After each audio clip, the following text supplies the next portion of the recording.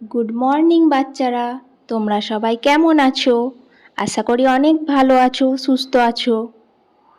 আজকে আমরা বাংলার 7টি বারের নাম শিখব। চলো শুরু করি। সোমবার, মঙ্গলবার, বুধবার, বৃহস্পতিবার, শুক্রবার, শনিবার, রবিবার।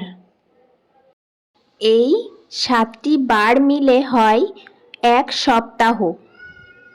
অর্থাৎ এক সপ্তাহ সমান 7 দিন।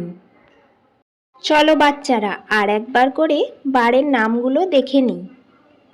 সোমবার, মঙ্গলবার, বুধবার, বৃহস্পতিবার, শুক্রবার, শনিবার, রবিবার।